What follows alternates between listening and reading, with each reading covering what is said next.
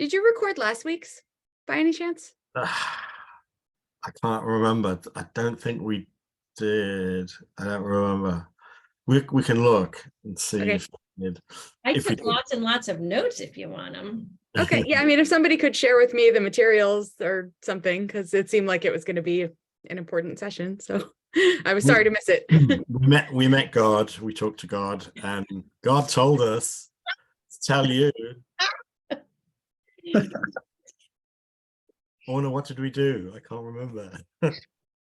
Oh my goodness. Remember, that was when I showed up late because I couldn't even find the link for the meeting. I was in great form last week.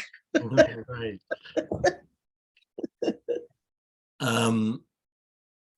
So I think this is our session. Is that right, Susan?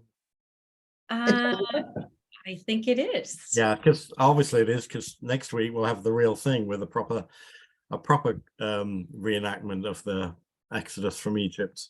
I hope everyone's going to have a great time. I've written a new Torah Godly Place story, so we're going to put that on the Seder table. Nice. See what they think about that. Right, let's go to. Oh no, actually, let me ask you. Did we did a little exercise maybe a few weeks ago, and I can't remember now whether I did it with you guys or someone else, but where we divided the paper into two. Did we do that exercise together? No? Okay. All right, let's start out then. So piece of paper, line down the, oops, can't see that. Line down the middle. Line down the middle. On the left-hand side, you want to write down, what's your favorite piece of liturgy? And that could be anything. That could be from the Shabbat service, the Haggadah, High Holy Days. Could be something around Yom HaTzmaut or Yom HaShoah or Hanukkah, or what's your favorite piece of Jewish prayer? And write a few down. Do 5. Your favorite top 5. Three. Then.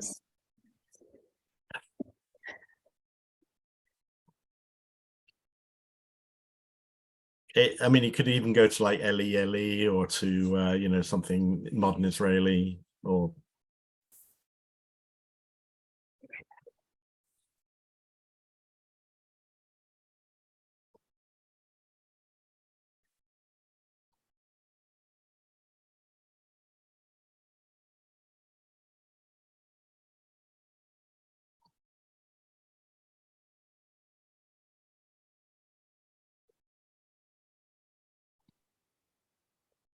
Seriously, I have one thing written down. I'm sure Anna, you can think of one more. Don't you love Lechilach or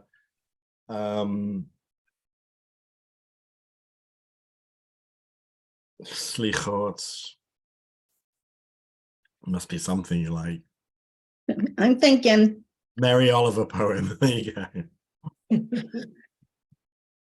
How many did you want us to do? Do 5. Oh, okay. What about something from the funeral service? Psalm 23. Birth is a beginning, and life is a death, and journey and death. Death is a birth is a Destination. Yeah, that's the one. Yeah. All right, I have 4. I just wasn't sure whether I was going to keep going. So one more. 5. All right. We must have 5. Mm-hmm.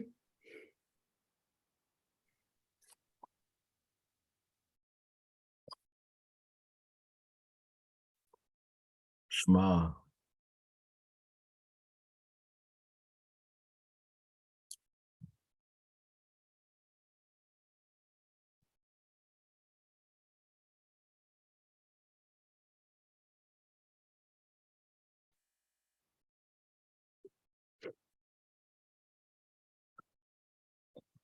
Okay. Do we all got 3 or 4 or 5? I have 2.5. 2.5. Okay. That's okay. 2.5 is fine.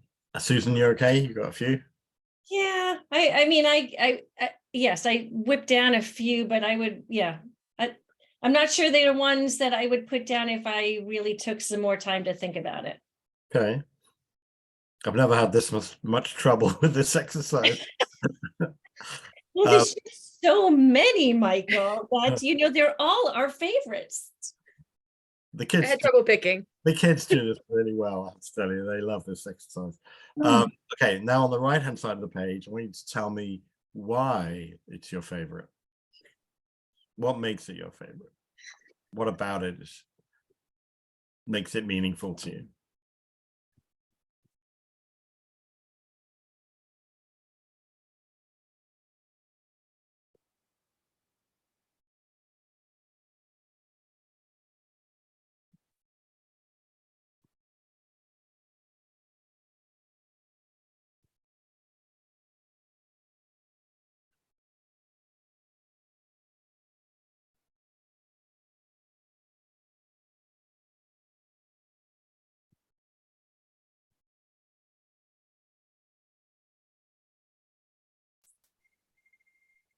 All right. Oh,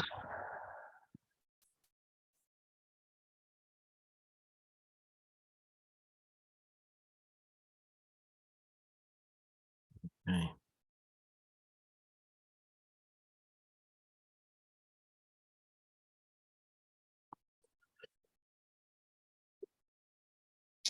This is usually the hardest part for the kids, anyway.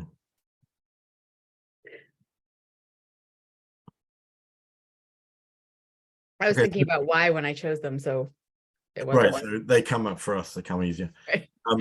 So I would, if I was thinking with the kids, I would here's a good teaching tool. So the left-hand column is the keva, the right-hand column is the kavanah. So we can start using those words, and they can begin to understand what is keva and what is kavanah. Obviously, the ideal is to have keva with kavanah so that these two are together. But sometimes we have to work towards that. So beginning to understand kind of which ones really grab our attention from the whole repertoire of Jewish prayer, and then why they do so is always interesting to find out about. So I'm going to guarantee a few things on the right hand side of your page, and I haven't even seen them. Do a bit of magic now. Music, the word music is going to be there somewhere. Yeah, melody or music or tune. that's for high, yes. Yeah, okay. So which one? Or no, just So first of all, I'm one of these people that as soon as you ask me to do something, like make a list of something, the first thing that happens is I just draw a blank and nothing comes up. I'll just start with that. And I know that I am not, like, my whole connection to what I do, I would say liturgy, service attendance is at the bottom of why I do it. But it has a lot to do with how I was raised. We did not go to temple. My mom actually tried, was turned away when she first came here because she didn't have tickets. And that was beginning of the end for my family. My dad was just always anti anyway. But I come from a very musical family. So even though we didn't go to services, I had a record of like the, Hasidic Song Festival. Anyone familiar with the Hasidic Song Festival? So we had those records growing up. And so I was very connected to those. It was really through the music. So the first thing actually that I wrote down, well, I'm answering your question, right? I forget what I'm even, the first thing I wrote down was Hashkivenu, because honestly, that's the first prayer that comes to me. I do love it. I can say I love it. I like the concept of Sukkot, the Sukkah of Shalom, Shlomech. I don't know, that speaks to me. And then the other ones I came up with came through music. So I have this album of this guy, and he sings this beautiful version of Tfilat HaDerech, which I think is very, very pretty. Also nice messaging there. We sing a lot of rounds in my house. We sing Hashivenu. That's a family favorite. So that came to me from that. And then Yedid Nefesh from the Hasidic song record. But again, almost all of them, interestingly enough, is because I have an emotional connection through the music. great. So what I've heard so far is that there's obviously a strong musical connection. There's a sense of family ritual, which ones like work within our families, which ones have some kind of connection to some experience in our lives, maybe a particular moment in our lives or an incident. These are the things that give us the Kavanah. Rachel, do you have other things? Sure. Do you want me to share which pieces I chose or just why? The Kavanah, more about the Kavanah, trying to get a sense of the Kavanah. Sure. Yeah. So for me, music was definitely part of it for a couple of them. I think connection to family was also a big one for me. So I also, Hashkivena was one of the ones that I picked as well, but because I sing it to my children, or I used to sing it to my children at bedtime, my 14-year-old grudgingly still lets me do that sometimes. But that is a connection with family. And also, Lador Vador is another one that I chose just because of it. I've always loved the idea of the generational chain and being part of that chain and being responsible for passing that on.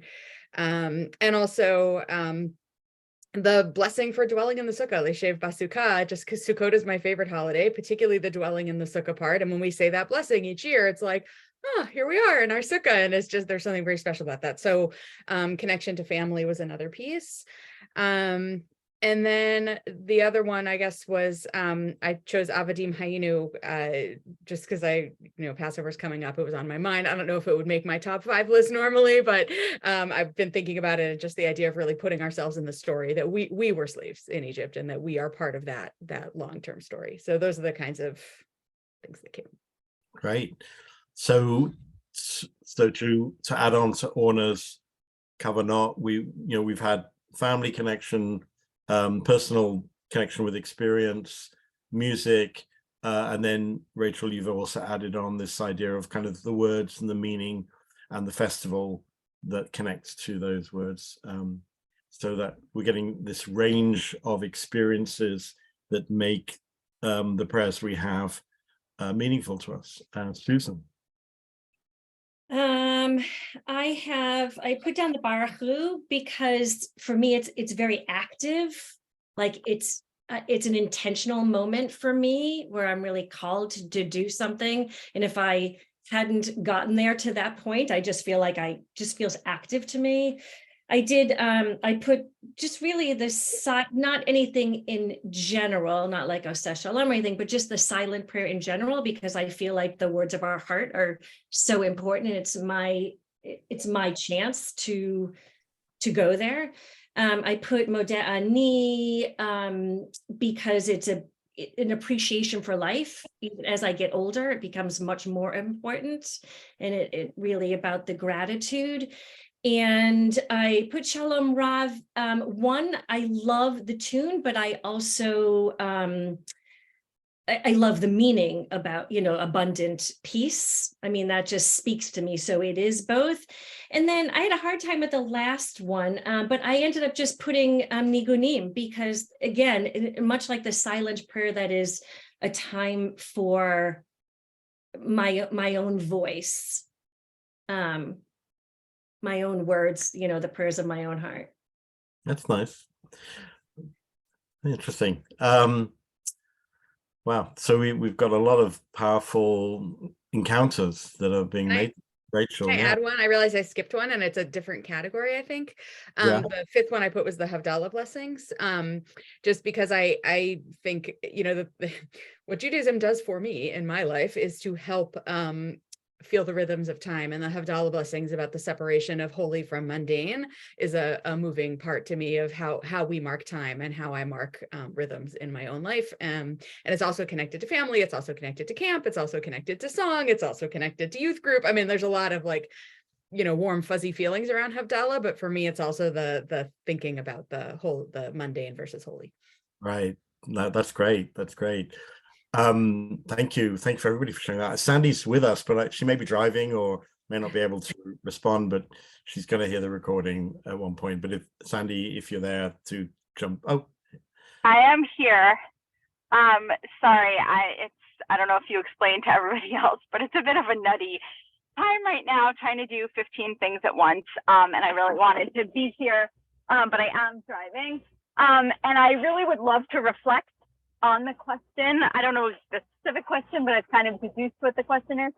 I would love time to really sit and reflect on it more than I can do at this moment, but I would definitely say, in addition to everything else people have said, the one piece which maybe Rachel just kind of said as well is about the images or the memories that the prayers evoke for me at different times. That's really powerful for me, like thinking about singing certain prayers in Israel when I was in Israel on a NIFTY tour, or about, I did a lot of like praying and connecting to Judaism when I was at Brandeis, and had this group where we would sing together every Shabbat. And so I have a lot of connections to that, and like singing certain songs bring me back to those moments. So in addition to all the other things people have said, I think just thinking back to different time periods in my life and what I was doing then sometimes add a lot of meaning to each of the prayers.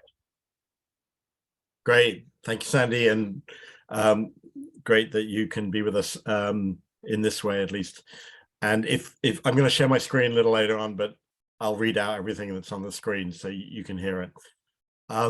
Yeah. Wow. So we're layering on more and more meanings. And I think, the fact that we're adults doing this exercise means that we have a lot of things to think about with the experience we've had with prayer, particularly all of us who have been engaged in it one way or another over many years. You can imagine doing this with a 10-year-old or a 13-year-old and what that might look like. And they will participate, and they do come up with similar categories, music, sometimes the connection between the festival and the song, or the experience of when they would do that particular prayer.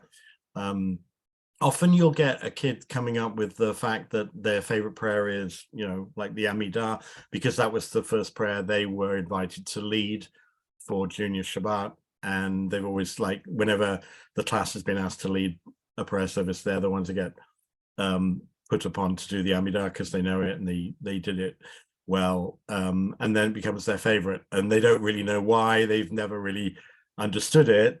They don't know what the meaning is, but they just like it because it's kind of theirs. So MaTaRoT are obviously complex, and they layer, as Rachel was saying, they overlap, and they become part of our experience. But I do want to acknowledge what Orna said earlier, and it's true for me as well, and maybe more than people than we think, which is prayer is difficult. It's not the easiest of all the things that we have as Jews. The mitzvot, making Pesach, making Shabbat, even study, learning some Hebrew, coming to synagogue,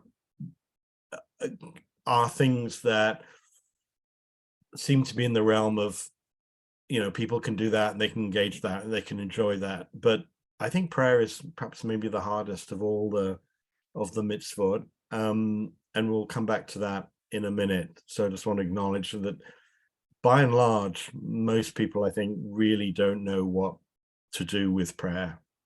And that's why I'm going to suggest that when we're looking at these two sides of the piece of paper, the keva and the kavanah, we as educators have been instructed or taught, or the curriculum asks us to stay on the left-hand side of the page, or to start with the left-hand side of the page, the keva, like teach the prayers. Whereas I'm going to suggest that we start on the right-hand side. We need both. We've got to integrate our liturgy with our prayerfulness.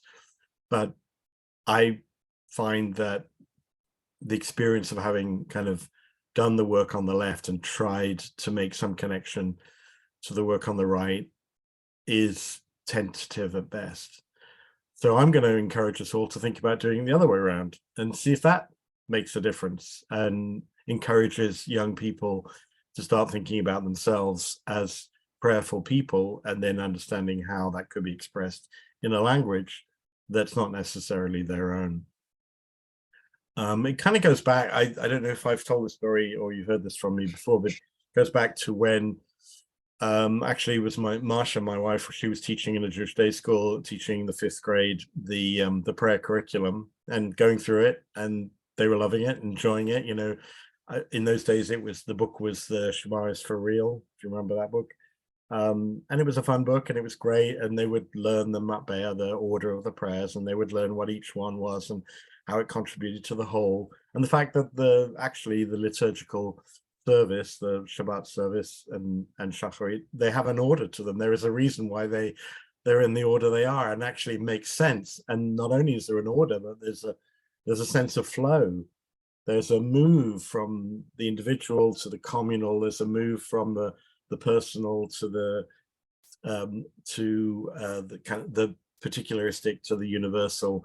As we get to the Aleinu, there is a move from kind of body with the opening brachot to mind and heart with Shema and other prayers later on. There, it's all carefully designed and it's beautifully laid out. And if you really knew what was going on, like in a symphony, you would really understand prayer in a very profound way. But most people never get anywhere near that. So these kids were learning from my wife, Masha, and she did the whole curriculum, came to Hanukkah, and they had done the whole prayer book. And I think she was at a recess, and one of the kids came up to her, said, "Rabbi Masha, that was a great course. I really loved learning about the prayer book. But when are you going to teach us how to pray?" Well, And that kind of was, oh my God, I thought that I was doing that. That's what we're doing. You're like, oh my God, what am I going to do now? So that kind of prompted me to think about these ways of beginning to enter prayer through sense of meaning and the dispositions of building prayerfulness. I'm going to pause there while I put something on the screen. Feel free to jump in with any. Can I just? Yeah. So I keep on telling you guys about my circle time, my community time with my kiddos. And that's kind of what the goal was this year, just to kind of delve into that spiritual stuff without the actually teaching liturgy. I replaced us doing tefillah with this.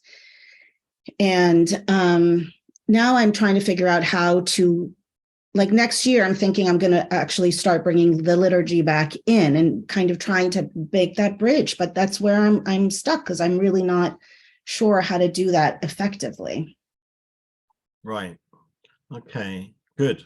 So here's an opening way of thinking about it as we look at different ways to do this. So I don't know if you're aware, but Pardes, the institute in Israel, has a very good page on their website called the Tefillah Education Initiative.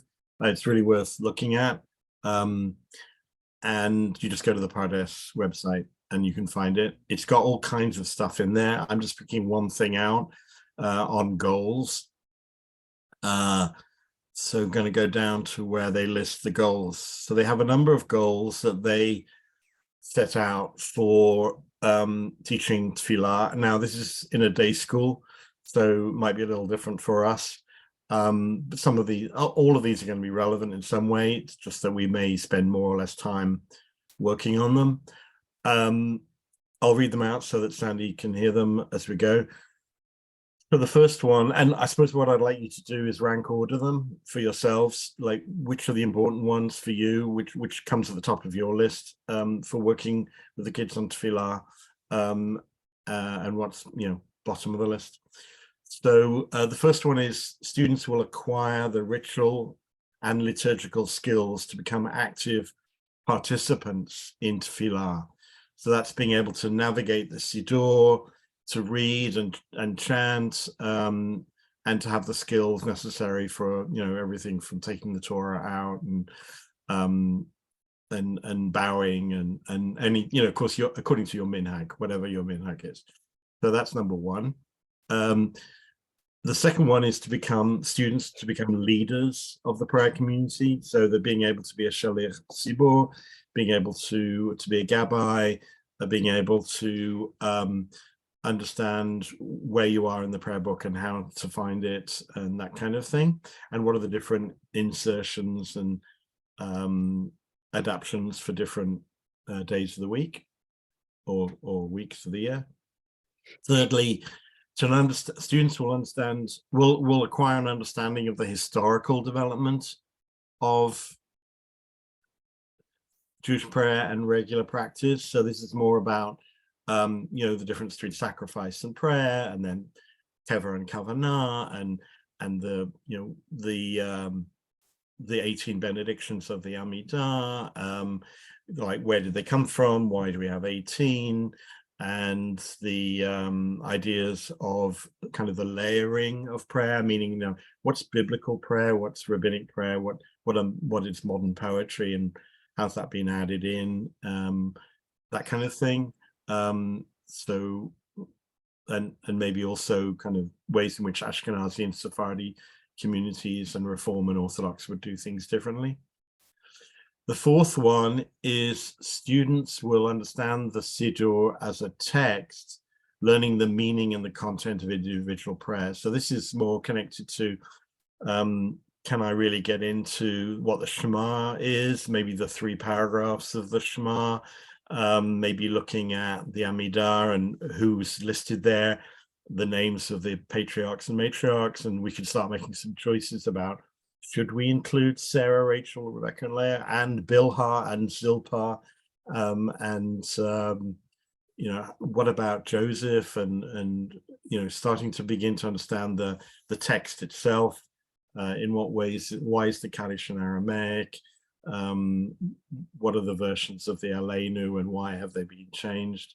So that kind of thing, getting into the close reading of reading it like we read the Torah.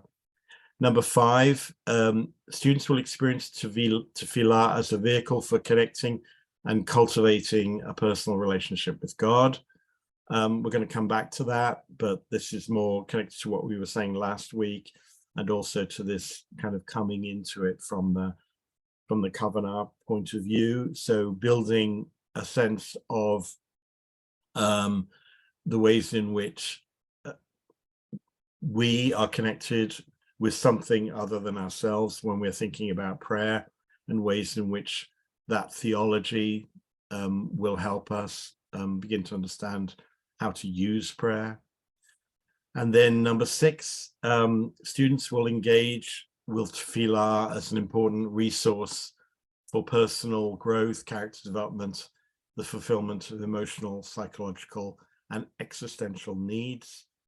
So this is really, I suppose, the idea that there are themes in tefillah like gratitude, awe, humility, forgiveness, patience, and other positive characteristics, and that through tefillah we can come to really develop and cultivate those values and perspectives. That's obviously going to be a difficult link to make, particularly if kids are not connected with the ways in which prayer can do that for them. So this might even be even harder than the one before in terms of God. And then number 7, students will approach tefillah as a significant means of connecting to the Jewish people and creating community. So this is the idea that we're all together, we're in the sanctuary together, we're doing these tefillah, we've been doing them for thousands of years. High Holy Day liturgy is all about the first person plural, Avinu, Malkeinu. We take responsibility for other people in prayer, not just ourselves. We have melodies that we've shared over communities and generations, Lador Vador. So that whole idea of community prayer, and it doesn't, that doesn't matter so much if we're not feeling any prayerfulness, but if we're there helping someone else for a minyan or a shiva, we're doing it for them and we're helping them out. Number 8, students will be inspired to develop their own tefillah practice as part of a continuing relationship with prayer. So here's where the idea of some personal, spontaneous prayer, or your own opportunity to take a time for yourself for prayer is part of our goal of teaching. A bracha at the beginning of class, a bracha for a birthday, a meditation while we're outdoors, a movement, all those kind of things that give tefillah practice more than just saying words in the synagogue. Okay, so that's the 8 of them. One is the ritual skills, 2 is the become leaders, 3 is the historical stuff, 4 is the text, 5 is God, 6 is kind of human growth and personality, 7 is community, and 8 is what we might call spontaneous prayer, non-liturgical prayer. So let's see, what is it that you feel is your top priority for teaching tefillah?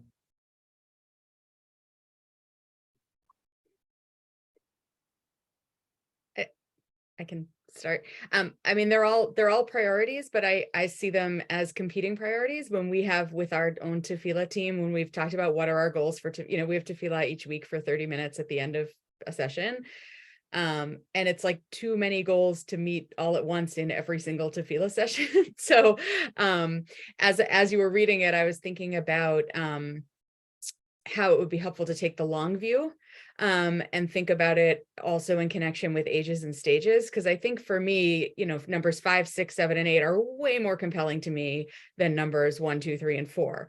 I think 1, 2, 3, and 4 are necessary. And I think that many parents in our community think that like they want their kids to be able to participate in a prayer service and be able to recite the words of those specific, keva is important. For me, I think kavanah is important, and they both are.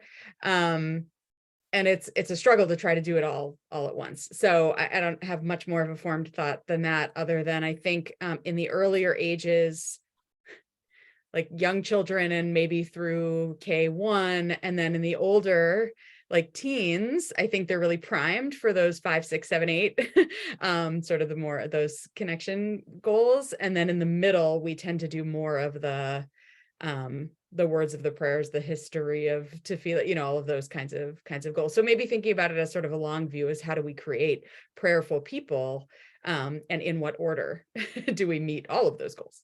Nice, yeah. You can point, yeah. So they could be chronological. They could be ones that we do, as you say, age appropriate. Mm-hmm. About where we're coming from, where we're going to. I want to suggest, again, that the way we've been thinking about it in the past, like build the foundations of the words and then get to the meaning, hasn't particularly helped people really kind of grow in their prayer practice. Some it has, obviously, but I don't think it's created us into a people who understand and are comfortable with prayer, unlike other peoples of other faiths who seem to find, and I can't speak for them in general, but seem to use prayer anyway in a different way. Certainly kind of part of the communities that really speak about prayer and work with prayer in an everyday manner. So we definitely are struggling with that ability. So I'll come back to that. And so I suppose I'm suggesting that if we think of it as chronological from 1 to 8, 1 being the youngest ages, 8 being the oldest, I'm not sure I would put and I think you would agree 1, 2, 3, and 4 necessarily as the goals for the youngest ones. But it's often the way it happens. Other thoughts, Orna, Susan, Sandy? So for me, ultimately, I guess what's most important is that the kids find meaning in what they're doing. I think that's kind of the only way to get them to stick with anything that they're doing, is that it's meaningful for them. So my families don't go to services. And the truth is we don't. So right now I have a collaborative, 3 different temples. 2 of them are conservative. 1 is a dying Reform congregation, literally like they're about to dissolve. And I have not seen an attempt made to try to reach those families or make the services engaging to the kids at all. I personally don't find them engaging. I mean, I think I've made it clear I don't find them so engaging anyway, but I think a lot of it is that I haven't found a place where I like BJ's online, by the way. COVID has gotten me to B'nai Jeshurun, and I do enjoy them. But I do know that the kids love services at camp. They love services at camp. They're participating in camp. They're involved at it in camp. So I know that we can get there, but we are not set up in the same way that camps are, right? So, and when you have a kid that doesn't, so I'm also a bar mitzvah tutor, so I spend a lot of time like teaching the kids what they've learned at camp, even though the energy is there, right? They're learning it mostly this way. So there are a lot of, but at least they're coming from a place that I can start. You know, I had a bar mitzvah boy the other day who asked me, he was surprised when I told him the service was on Saturday. I mean, that's hard. So that's where I get stuck with doing tefillah or having the rabbis come in and lead services for 30 minutes when I have 4.5 hours of school a week, giving up 30 minutes, an hour for them to be in a space that maybe is not their space, doing stuff that's really not natural to them, to me seems like it is a waste of very precious time. I hate to use the word waste, but, and again, that's how I ended up with, we had this one great moment last year. One of the rabbis was leading tefillah. I was with the middle schoolers. They were being very loud and rambunctious, like loud. And I walked out of there, like my ears were ringing, and I walked into the sanctuary. She was finishing up, and she was just telling the kids to, like, everyone just take a deep breath. And we all did, me included.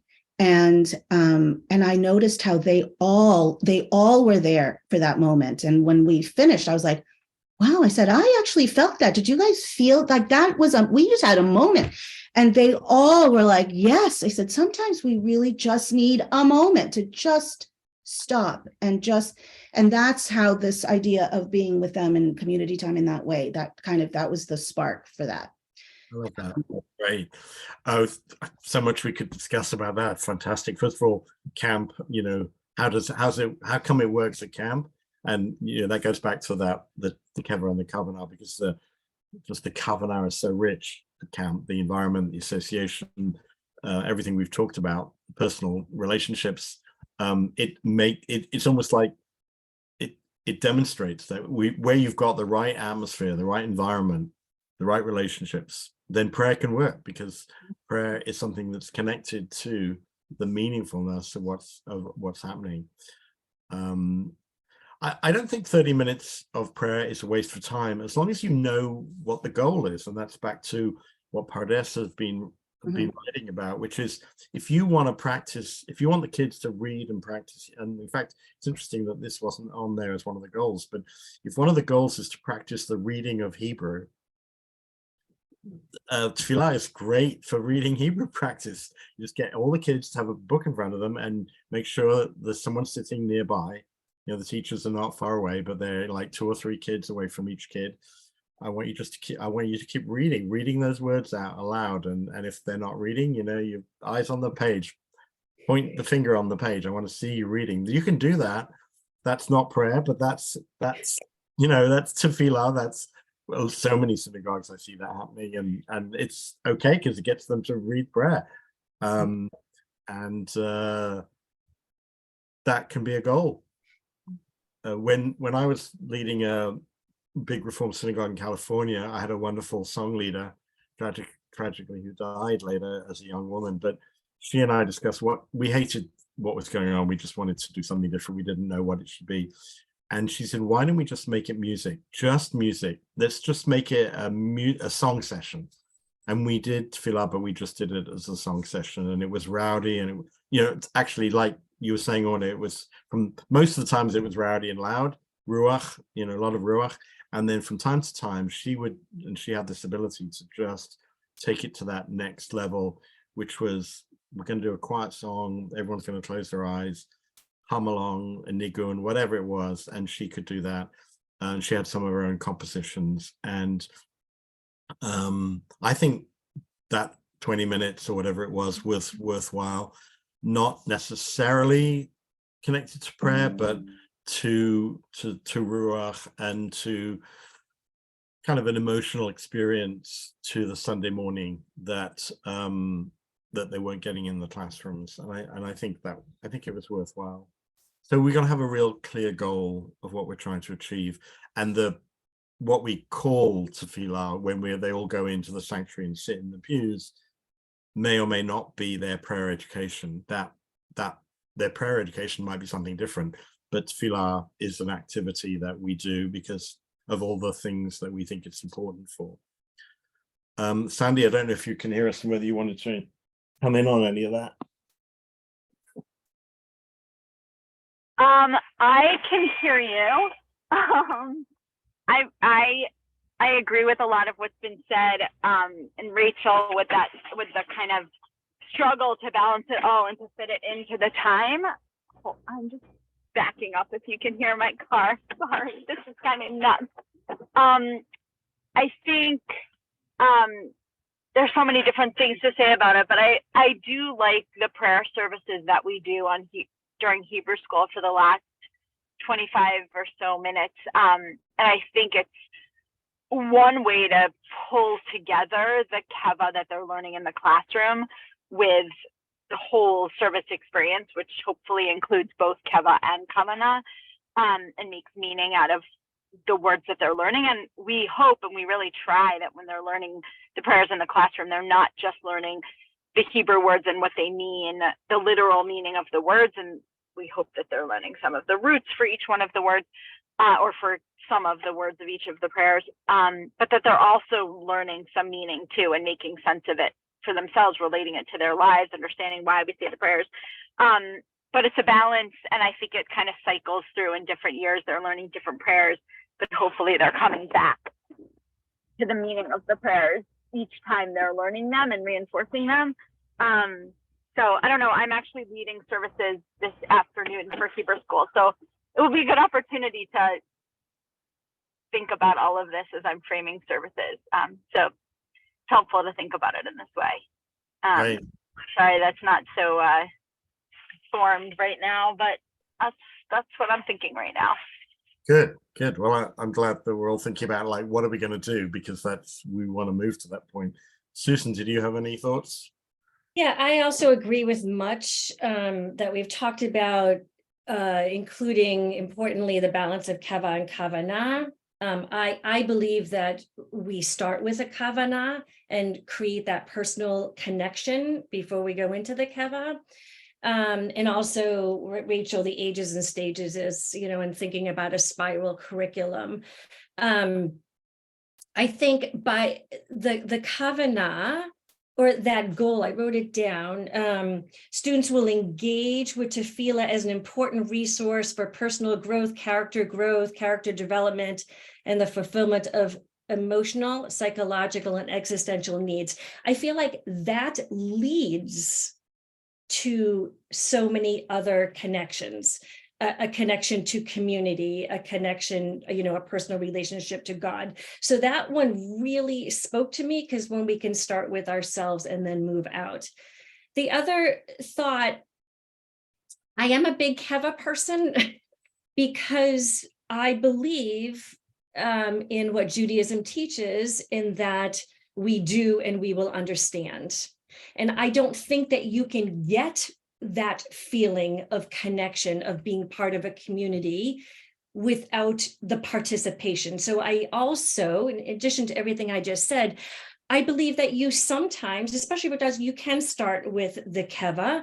And I think about with the camp experience. I mean, I worked at camp for 10 years, and the kids that came in that didn't really know the words to the prayers or the words to the songs, they didn't have that. It took them a long while to get there before they could have that experience. So I think the greatest dilemma for us as, for congregational educators is the amount of time. I think all of this is important. But I think we need to just prioritize them and, give them what they need, so that hopefully on their own, they will move to other stages. Great. That's that is very much where I like to go, particularly the one you quoted, the one about the cultivations for dispositions to be able to pray.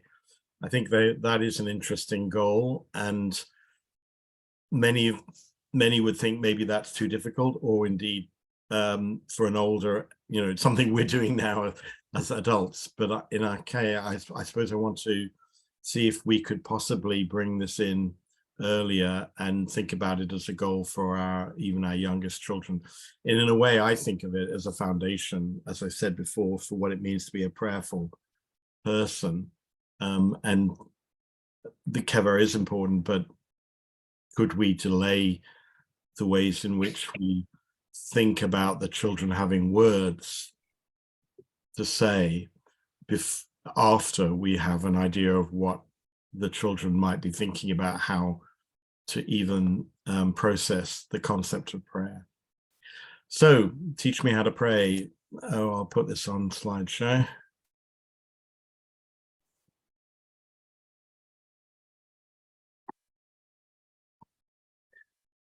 Did you see the change of slide? We're on the taxonomies, right? Okay, so we're on the taxonomies. Taxonomy is basically a hierarchy of what's more important, and I'm using the words that come from Michael Rosenach's book when he talks about the difference between explicit and implicit Jewish religiosity. What he means by that is that explicit religiosity would be the things that we do, the things that we say. Whenever we use our body, we're doing explicit religiosity. So waving a lulav, eating a piece of matzah, those are all explicit forms of religiosity. As saying prayers is explicit too. He made a distinction between that and what he called implicit Jewish religiosity, which would be something that would be coming from within us, something that's more internal, more inner within us, and has an interiority. It still has a life of its own within us, but it hasn't yet necessarily been expressed in what, Susan, you were saying, kind of the nase hasn't been expressed in the doing. It's still kind of nishma, it's still kind of part of our understanding, but not yet part of our doing. And he drew this idea of the difference between explicit and implicit religiosity actually from an 11th century Jewish text, which has become quite famous, called Duties of the Heart, Chovot HaLevavot. It's a wonderful book. And the author there makes it really clear for him and his readers what he thinks is important. So for the sake of Sandy, let's have somebody read it out. How about Orna? Would you read it for us?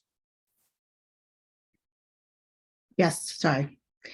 Thus, I have come to know for certain that the duties of the limbs are of no avail to us unless our hearts choose to do them and our souls desire their performance. Since then, our limbs cannot perform an act unless our souls have chosen it first. Our limbs could free themselves from all duties and obligations if it should occur to us that our hearts were not obliged to choose obedience to God. We were commanded both outward and inward duties. We were commanded both outward and inward duties so that our obedience might be complete. Great. So you can see here that what he's saying is that you've got to have that willingness, that motivation, that intention to want to do something in order that whatever the doing is has some significance and some impact.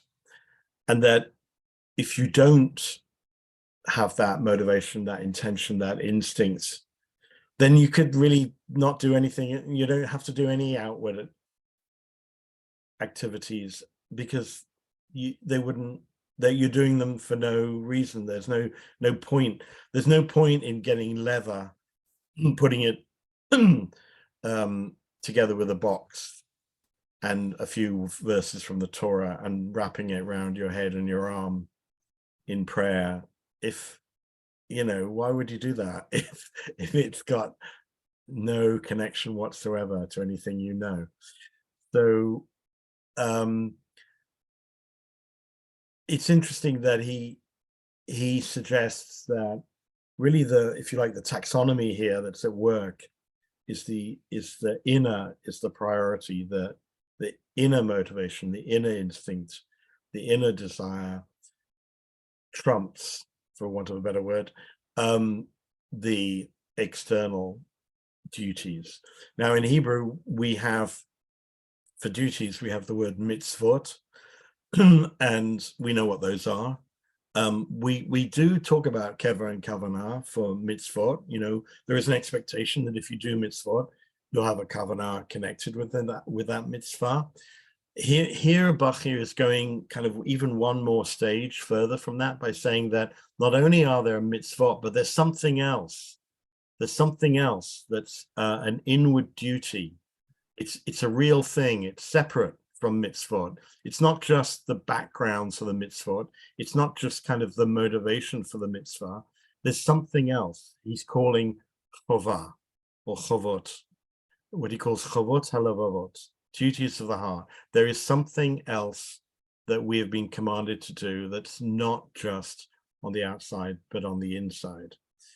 So here he's kind of suggesting that we have to cultivate these things that are on the inside. We have to kind of give them attention, find out what they are, identify them, and help other people, children in our case, to be able to work on those inner devotions, those inner inclinations, those inner motivations, and to make those eventually connect to the outer mitzvot.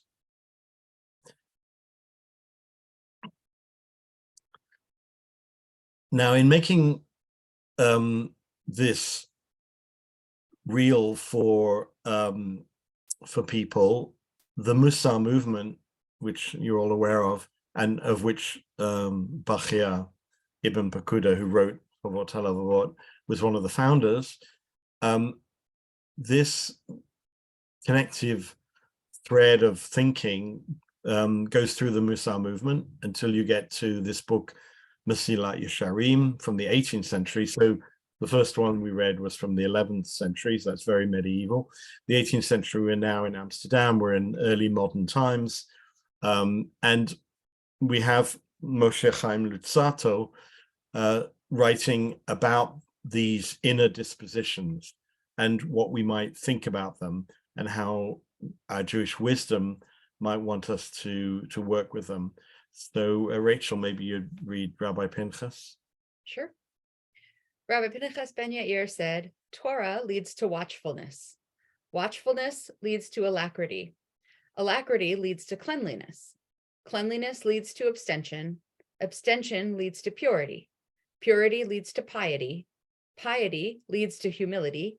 Humility leads to fear of sin. Fear of sin leads to holiness. Holiness leads to prophecy. Prophecy leads to the resurrection of the dead. Right.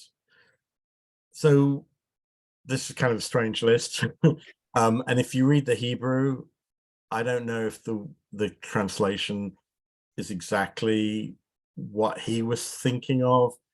So we have Zahirut as the first disposition. And from Zahirut, we have the connection to Nukiut. And that leads to Perishiyut, which leads to Tahara and Chasidut, and Anava. So Anava we know is humility. Zahirut is one of the midot for Musa. I mean, these are all midot for Musa. So he's suggesting that these inner dispositions are connected. And a little bit like we said earlier, there is kind of a complexity between these different ways of finding meaning, that finding meaning from your personal experiences that connect to your family experiences, that connect to the ways in which the meaning of a prayer and its Jewish context all mean something to us. So there's this idea that these are interdisciplinary dispositions. They don't stand on their own, that we can go on a journey with them and they will lead us somewhere, and they will lead us to the more comprehensive way of understanding what we're trying to do. So as we cultivate this inner life and cultivate the dispositions of an inner life, the Mussar movement and Luzzatto is suggesting that we can deepen that, we can make that more advanced, we can bring a maturity, an emotional and social maturity to our inner life, and we can keep working on it. And it's obviously never finished. It's a lifetime's job to think, how does purity lead to piety? That's a lifetime's work. Or watchfulness lead to alacrity?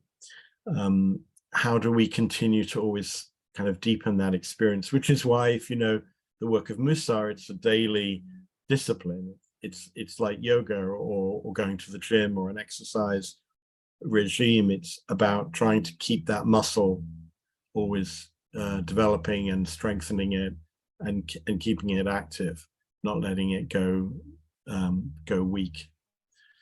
So we have two ideas here. First of all, is the idea that there is something on the inner life, chovah, something that's worth developing, and then the second idea that these things that are to be developed are interconnected, and that they can be developed, they grow, they're not static. It's not like you get piety and you've got it for the rest of your life, or humility or watchfulness. You have to keep working on it. So just bringing that into modern day life, what are the characteristics, what are these inner intentions, these inner motivations that we might work on, that we might think about? We might work on things that are emotions. We might work on things that are beliefs, or sentiments, self-knowledge, memories, hopes, aspirations, yearnings, anxieties, or concerns. These are the characteristics, the dispositions that we may bring to prayer, and obviously either many of them at the same time, or some of them some of the time.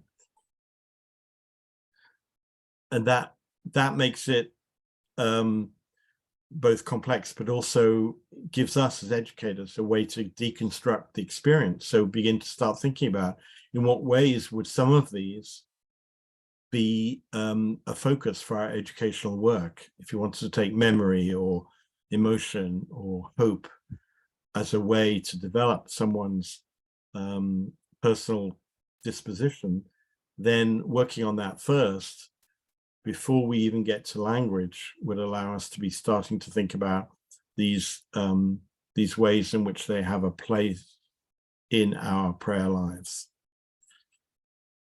And if we're beginning to think about all of these as things to do that are part of our practice, then we have to think about what is a practice. What is a serious practice? And we talk about practicing the violin, or practicing our ability to exercise in the gym, or practicing drawing, or practicing to be something artistic or emotional, to be more generous, to be more humble. So what is a practice? So these explanations of a practice come to us from Rabbi Eben Leder, and I was going to show you a little bit of the video, but I just noticed that it's got deleted, so that video is no more. So here's just a summary of it. So first of all, a practice has to have a goal.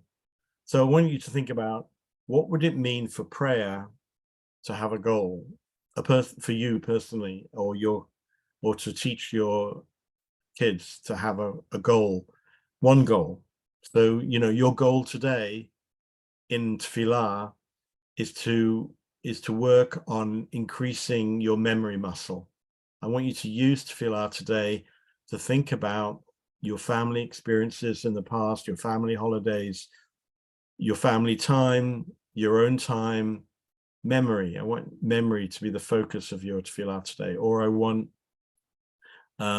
joy to be the focus of your tefillah today. What would it be like to begin to focus the time that you have in tefillah on joy in your life, joy in other people's lives, joy that comes from your experiences, joy that comes from within you.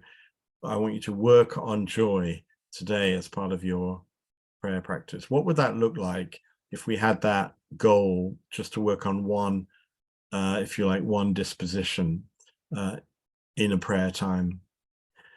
The second thing is to have a connection between what I do and my goal for prayer, so that I would think about memory or joy, and then once I've experienced my prayer practice, what do I do now? Is that going to make me do anything different? Is there something that's going to change because of my practice? And that connection is something to reflect on. So it's worth then, after tefillah, to be saying, what changed for you? What's different? What would you do now differently? And then to have time to come back to that. What did change for you?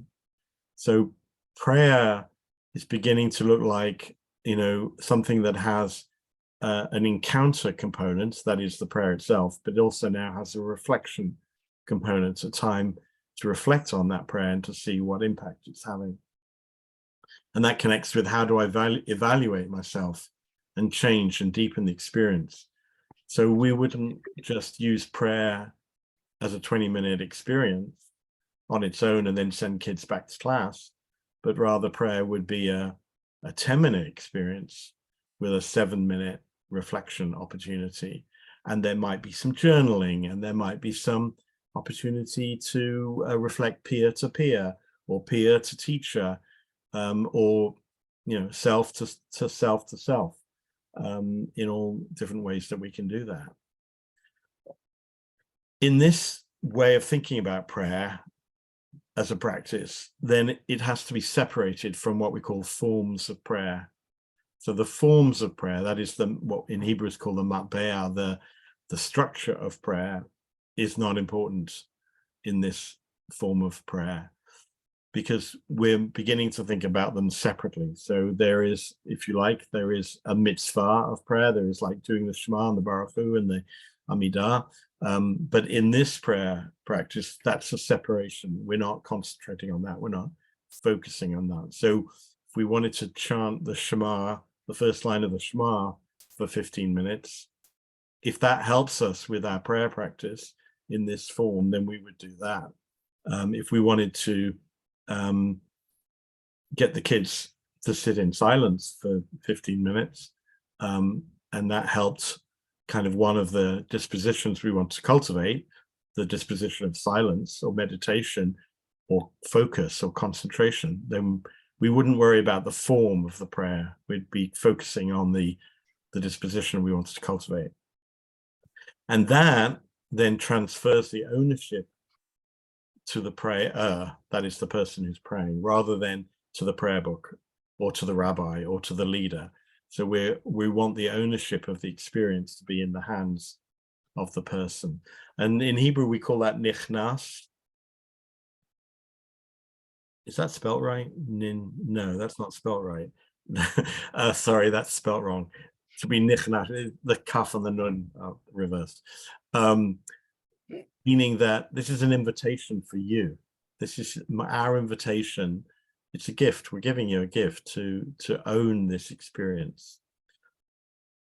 Now, two of the factors that come into prayer all the time, and the ones we've talked about already, are nostalgia. That is like, this is how it should be done. This is how we like to do it. This is how our synagogue does it. This is prayer is it is a tradition that goes back many hundreds of years, and this is what we kind of follow when we do prayer.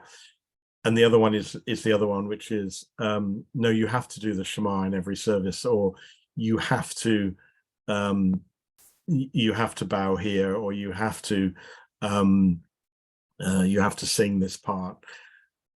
That kind of sense of following the rules, or indeed following the nostalgia, is neutralized in this practice. So you're not worrying about those things in this way of doing prayer. And as I said, tefillah in Sunday school may not be a prayer practice. That may be a Hebrew reading exercise. This is something different, a bit more like the circle time that Warner's talking about.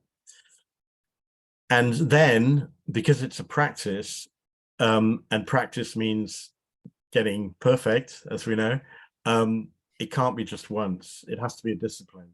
It has to be something that you continue to work on.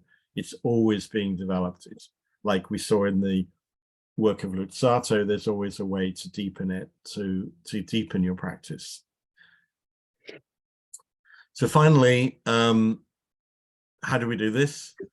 It might be, and this is one suggestion, it might be by taking, and I've listed here 5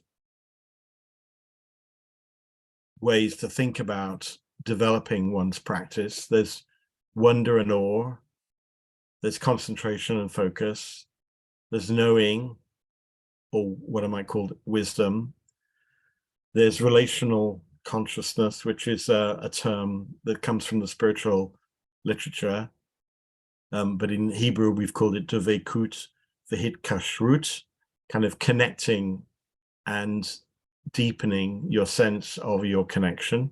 Let's call it connectedness, for want of a better word. And then this practice. So if you look at the blue column on the right, how can we develop the dispositions of having a practice, the keva, in other words, something that's fixed? Well, in order to do that, we need to break that down into its component parts. In order to have keva, you've got to have focus, you've got to have discipline, you've got to have respect, you've got to have resilience, you've got to have fidelity, and you've got to have commitment. Those are prerequisites for being able to develop a keva. Let's take wonder and awe on the other side, the yellow side. In order to cultivate wonder and awe, yirah, you have to have a sense of awakening, a sense of surprise, a sense of joy, a sense of gratitude, a sense of discovery, a sense of reverence. So here's a chart that gives you a matrix of dispositions to cultivate, to work on. So what would it be like, instead of starting with Baruch Hu, Shema, at the earliest forms of our tefillah education, we started with wonder and concentration and knowing and connectivity. And then we invited our young people to start to work on these dispositions, to cultivate them in themselves, to cultivate gratitude and joy and clarity and openness and love and humility and belonging, and to have a curriculum and intentional experiences that help these dispositions become part of who they are. And as they're growing and developing them, to begin then to introduce words from our liturgy. It might be keywords, it might be whole prayers, it might be prayer experiences. For instance, if we were looking at humility, could we teach something about bending the knee as a form of humility? Or if it's respect, could we teach something about handling materials like prayer books with a respect? Or if it's joy, could we demonstrate how joy is expressed in an environment when you are also in an environment of respect? So beginning to put some of these together to begin to create a curriculum or an experiences that work towards building a prayerful capacity, spiritual capacity for prayer. And you can see it's called a selective taxonomy because it may not be comprehensive. We may need to be thinking about other ways to think about this. And just one more thing to show, just to give you kind of a real practical sense of what it might look like, I will try and offer some curriculum. And in order to do that, I need to get out of this. I need to close this PowerPoint.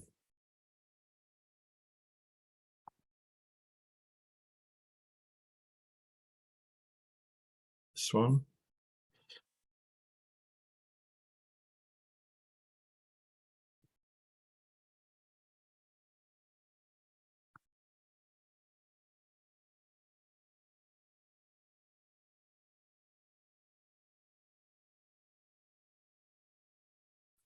Okay, get out of this.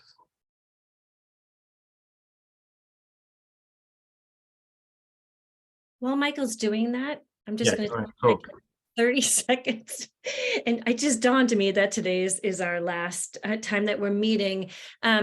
But for those interested in delving much, much deeper into Jewish spiritual education and applying it to your current practice, Hebrew College is launching a graduate level certificate in Jewish spiritual education starting in the fall.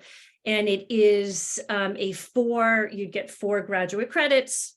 You don't have to take it for credit. You can do it just through professional development and not have, as much rigor. But I imagine with this group, you might want that intensity. But just to let you know, you'll be getting information about it shortly, but it's brand new. It's the first that we know of about in the country.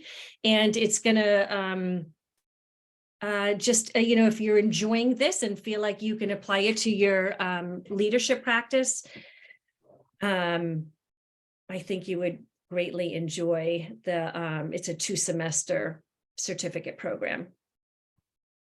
And happy to talk to anybody who's interested. Great.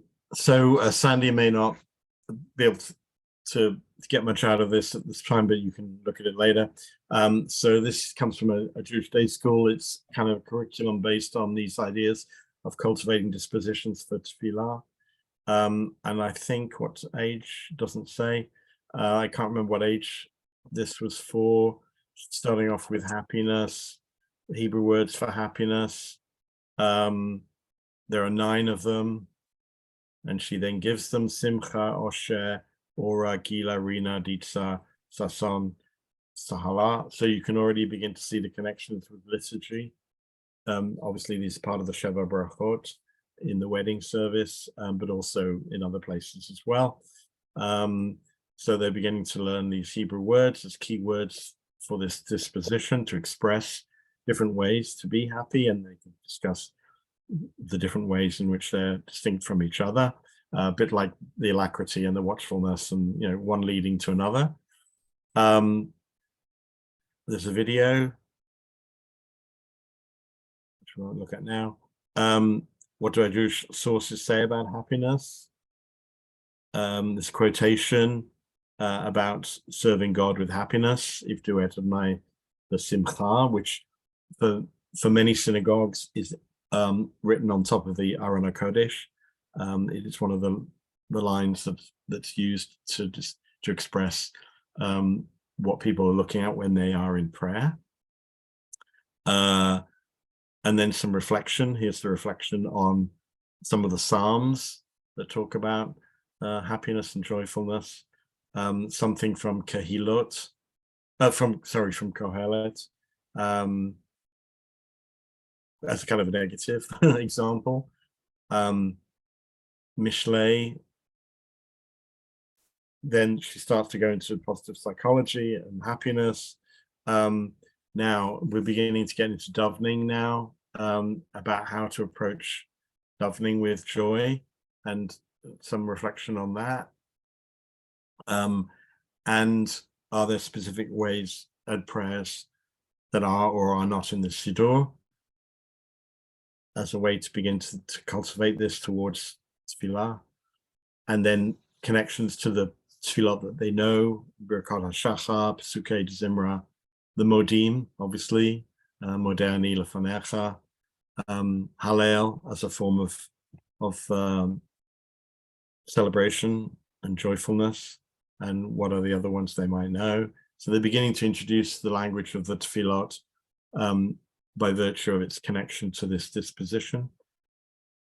And then ways to do some of the exercises to create that connection between joy and the tefillot, whether it's through songs or nigronim or yoga or meditation. There's a story that she puts in there. So that's just an example of one teacher who used this.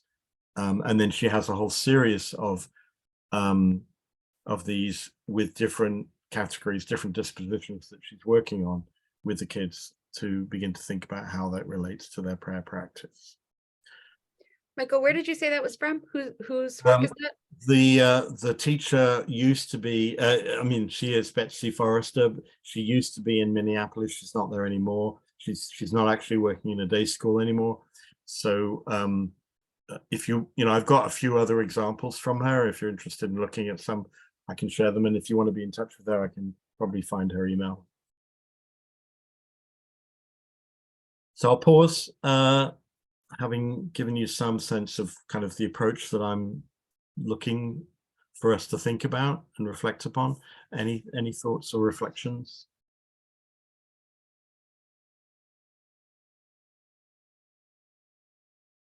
Is this something that you think you could do, would want to do? Does it feel comfortable? What are the obstacles?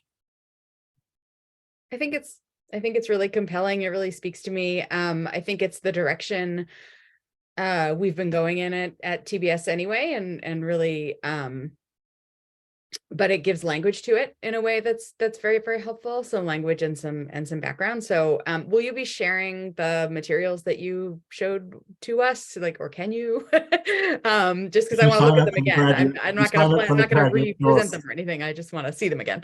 Sure, we can do that. But I think it gives language to sort of things that I've been thinking about. Hey, Sandy Space is here now. Hi, Sandy. Welcome back. And I think yeah, I'll stop there. I'll put that chart back up just so that Sandy can see it, get a vision of it. But to carry on. I lost my train of thought. Someone else. Anybody else? I have one thought. It's a little bit of, it's nothing new to anybody sitting here, but the challenge of parents, because they are the children's primary educators and support and, all of that. And, I'm thinking a lot about the family ed programs, or how we can get their partnership in all of this, so that the language that we're using and everything that we've gone over is not just going to be isolated to the 4 hours in school. So that's just something that I'm really thinking about. What can we do in that area? Interesting. Yeah. What do people think about that? Yeah, I mean, I think that was my biggest question on the first day that I raised, was that we have such limited time. And I think this is so important. And I think that having it reinforced outside of the time we have with them is huge. And I think there's real opportunity there to reach parents and think with them about their own spiritual development and their own the importance of prayer and spirituality in their own lives. Giving them a language for it too. And I think there's opportunity and there's challenge, right? And they go together. So yeah, my instinct would be to keep parents far away from this. I think, because I think they're on such different developmental levels.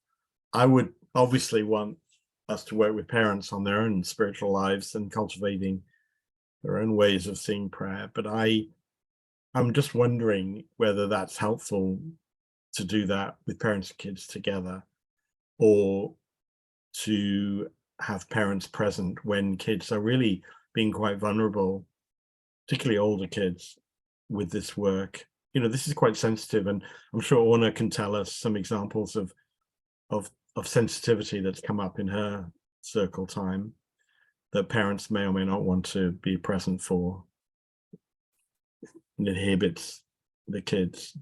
Although it doesn't preclude us explaining what we're doing to parents, of course. Sandy, that's the chart that I put up earlier. But I'll send it out.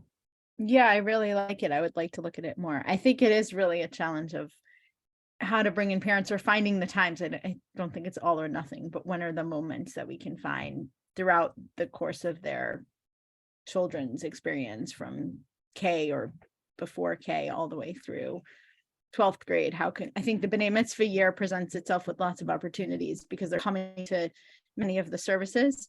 Maybe that's too late in their years because many of them end up leaving after that. But maybe there's other ways leading up to it so that that doesn't have to be the first time they're coming to pray with their children. Although one of the things that you do at Bethel, right, is I know there's, especially since COVID, that the parents are invited to the service, that 30-minute or 40-minute service at the end of the day. And it is an opt-in, but I mean, over the years, because I was there for a while, that, I mean, it really impacted some of the parents to the point, I think they're also done very well there, that balance of Kevan Kavanah. But I saw some people then start going to Saturday morning services or Friday night services or asking questions. And so it's one small way, but it is one way. I think there's multiple pathways. Yeah, I mean, yeah, unfortunately, we haven't had a lot of parents this year, or I think maybe because of COVID, we haven't done a great job at bringing them back. But we do have a few different ways throughout the curriculum that's not just in 7th grade. So in 4th grade, we have a family program where they learn mostly Keva, not really Kavanah, but then each family is assigned a prayer that they write a reading to. So that's getting more at the Kavanah of the meaning of the prayer and what it means to them personally. And then they come to 3 Friday night services that are just for 4th graders where they participate in leading those prayers. So that's families together. And a similar thing happens in 5th grade and 6th grade. So the idea is that they're having other opportunities to lead services with their families there. But I don't know if it gets to that same question of really having parents explore these kinds of questions on their own, or answering or thinking about all of the different ideas that you had on that sheet, which is interesting to think about how to incorporate that more into what we do. Right. One thing we did at JCDS was the kids would go in, again, day school, so slightly different. The kids went into Tefillah, and as they came out, we had tablets in the atrium, and they wrote on the tablet their reflections of the prayer practice that they'd worked on that day. So the kids would say, like, I was working on awe or joy or wonder or curiosity today in the prayer time, and these are and there were some prompts, like questions like, what impact does it have, what has come up for you using prayer time for this position. And those statements were then available to others to read. So either we could share them with parents or with other teachers, or certainly the rabbis who were leading Tefillah. And that reflection time, we first of all thought that, well, the kids will come out, they'll write on their tablets and go back to class. And of course, they were taking their time to write on tablets. So we cut Tefillah a few minutes, and we had them then just, I don't know if you know JCDS, but there's this kind of outside the Beit Midrash, not the Beit Midrash, the whatever they call that, the chapel, prayer room. What do you call that? I've forgotten. Beit Tefillah. Yeah, I don't think they call it that. What do they call it? Anyway, whatever they call it. The sanctuary, thank you. Outside the sanctuary, there's there's a gathering area with steps, and they can sit on the steps, and they were spending time writing on the tablets what they wanted to say. So it became that reflection time that I was suggesting that needs to be connected to encounter time. So the the prayer practice then has its opportunity in reflection.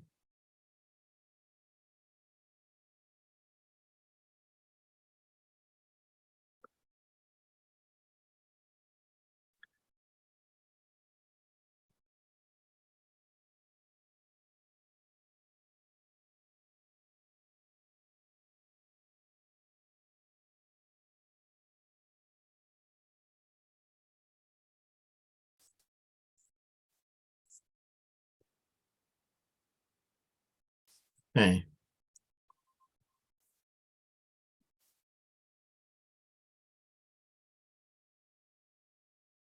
So some ideas for tefillah. We've talked a lot about, at the beginning, we talked about the makeup of spiritual lives, what people are going through, what they're thinking about, what they're growing in, and how we can come to identify, particularly in individuals, that we've identified some journeys that people are on, spiritual journeys, and help to be guides and supporters for those journeys, and to think about the language we use with them. And we did that exercise of working with someone on that. And then we took last week, we took kind of the ideas of God, teaching God, and I suggested that that there are two aspects to that, what I call essence and presence, and that again, we need to teach both, but which one comes first and which one's more important, and how do you deal with the integration of the two of them? Those are all the curricular questions. And then this week we talked about the two aspects of keva and kavanah, again, which comes first, which is more important. These are all the godly play questions anyway. Which one's more important? Which one's your favorite? And how do we begin to think about these different curricular questions that we might have around developing a cultivation of dispositions for tefillah, or indeed teaching essence and presence of God in our educational environments. And this is the tip of the iceberg. So there's so much more to say, but we have come to the end of our time. So I'm really grateful that the five of us were able to be together as a little community of inquiry, and that we work together on it. It really feels like we bonded through this, and I really appreciate the time and the effort you took in the middle of the day to come away from really busy schedules and be with me. And it's kind of touching that you would do that. So thank you. Thank you, Michael. Thank you. Thank you so It was much. great. This has So- been a lot to think about.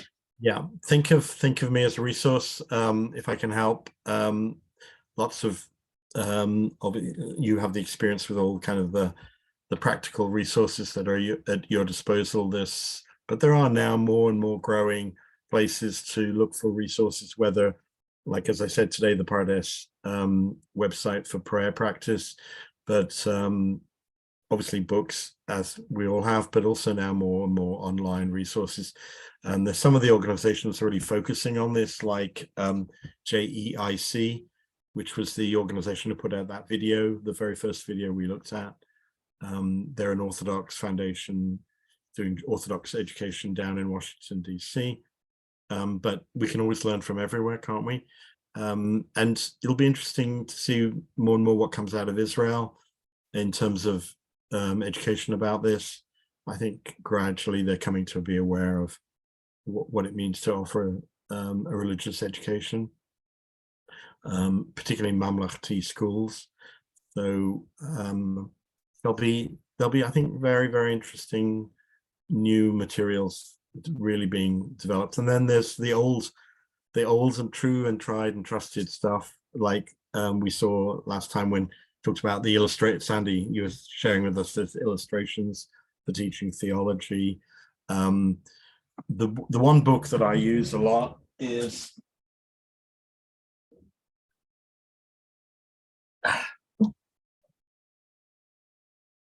The big book. that big book, yeah. And it's just really packed with So stuff. Micah, you still find that very I mean, it's an old, I don't know how old, but you still find that very relevant and valuable. Okay. Yeah.